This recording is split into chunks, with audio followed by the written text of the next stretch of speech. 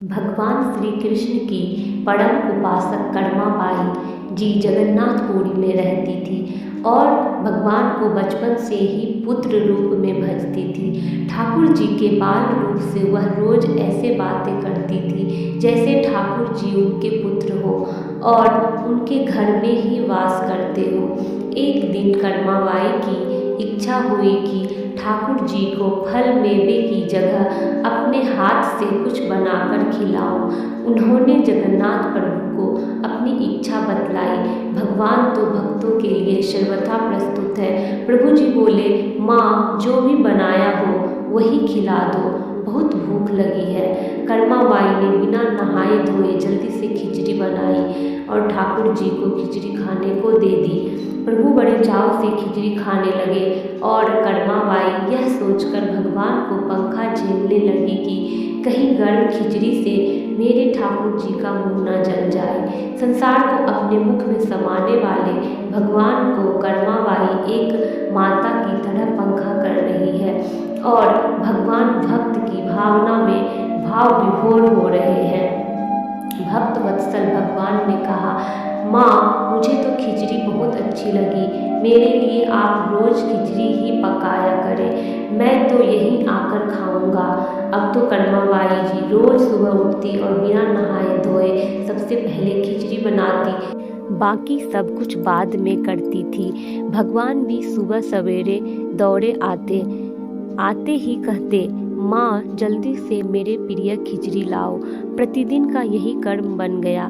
भगवान सुबह सुबह आते, भोग लगाते और फिर चले जाते। एक बार एक महात्मा कर्माबाई के पास आया। महात्मा ने उन्हें सुबह सुबह खिचड़ी बनाते देखा तो नाराज होकर कहा, माता जी आप यह क्या कर रही हो? सबसे पहले नहा धोकर पूजा पाठ करनी चाहिए, लेकिन आपको तो पेट की चिंता सताने लगती है। कर्माबाई बोली, क्या करूं महाराज जी, संसार जिस भगवान की पूजा अर्चना कर रहा होता है वही सुबह सुबह भूखे आ जाते हैं, उनके लिए ही तो सब काम छोड़कर पहले खिचड़ी बनाती हूँ। महात्मा ने सोचा कि शायद कर्माबाई की बुद्धि फिर गई है, यह तो ऐसे बोल रही है जैसे भगवान इसकी खिचड़ी खाने के लिए भूखे बैठे हुए हो। महात्मा कर्माबाई को समझाने लगे, माता जी तुम भगवान को अशुद्ध कर रही हो। सुबह स्नान के बाद पहले रसोई की सफाई करो, फिर भगवान के लिए भोग बनाओ। अगले दिन कर्माबाई ने ऐसा ही किया।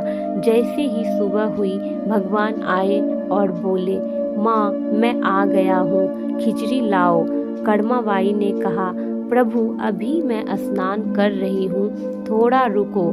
थोड़ी देर बाद भगवान ने फिर आवाज़ लगाई, जल्दी करो माँ, मेरे मंदिर के पट खुल जाएंगे, मुझे जाना है।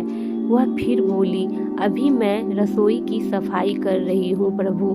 भगवान सोचने लगे कि आज माँ को क्या हो गया है, ऐसे तो पहले कभी नहीं करती थी। फिर जब कर्माबाई ने खिचड़ी परोसी तब भगवान ने झटपट करके जल्दी जल्दी खिचड़ी खाई, परंतु आज खिचड़ी में भी रोज वाले भाव का स्वाद भगवान को नहीं था। फिर जल्दी जल्दी में भगवान बिना पानी पिए ही मंदिर में भागे। भगवान ने बाहर महात्मा को देखा तो समझ गए, अच्छा तो यह बात है, मेरी माँ को यह पट्टी इसी ने पढ़ाई है। अब यहाँ ठाकुर जी के मंदिर के पुजारी ने जैसे ही मंदिर के पट खोले तो देखा भगवान के मुख पर खिचड़ी लगी हुई है। पुजारी बोले, प्रभु जी यह खिचड़ी आपके मुख पर कैसे लग गई है? भगवान ने कहा, पुजारी जी मैं रोज मेरी कर्माबाई के घर पर खिचड़ी खाकर आता हूँ, आप माँ कर्माबाई जी के घर जाओ और जो महात्मा उनके यहाँ ठहरे हुए हैं उनको समझाओ, उसने मेरी माँ को गलत कैसे पट्टी पढ़ाई है। पुजारी ने महात्मा जी से जाकर सारी बात कही कि भगवान भाव के भूखे हैं। यह सुनकर महात्मा जी घबराए और तुरंत कर्माबाई के पास जाकर कहा, माता जी माफ करो, यह नियम धर्म तो हम संतों के लिए है, आप तो जैसे पहले खिचड़ी बनाती हो वैसे ही बनाए। आपके भाव से ठाकुर जी खिचड़ी खाते रहेंगे। फिर एक दिन आया जब कड़मा बाई के प्राण छूट गए। उस दिन पुजारी ने मंदिर के पट खोले तो देखा भगवान की आंखों में आंसू है और प्रभु रो रहे हैं। पुजारी ने रोने का कारण पूछा तो भगवान बोले, पुजारी जी, आज मेरी माँ कड़मा बाई इस लोक को छोड़कर मेरे निज लोक को विदा हो गई है। अब मुझे कौन खिचड़ी बनाकर खिलाएगा? पुजारी ने कहा, प्रभु जी, आपको माँ की कमी महसूस नहीं होने देंगे। आज के बाद आपको सबसे पहले खिचड़ी का भोग लगेगा। इस तरह आज भी जगन्नाथ भगवान को खिचड़ी का भोग लगाया जाता है।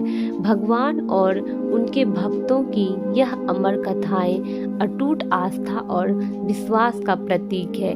यह कथाएं प्रभु प्रेम के स्नेह को दर्शाने के लिए अस्तित्व में आई है कि प्रभु सिर्फ सच्चे और पवित्र भाव के भूखे हैं। आप भी इन कथाओं के माध्यम से भक्ति के रस को चखते हुए आनंद के सरोवर में डुबकी लगाएं। ईश्वर की शक्ति के आगे तर्कशीलता भी नतमस्तक हो जाती है।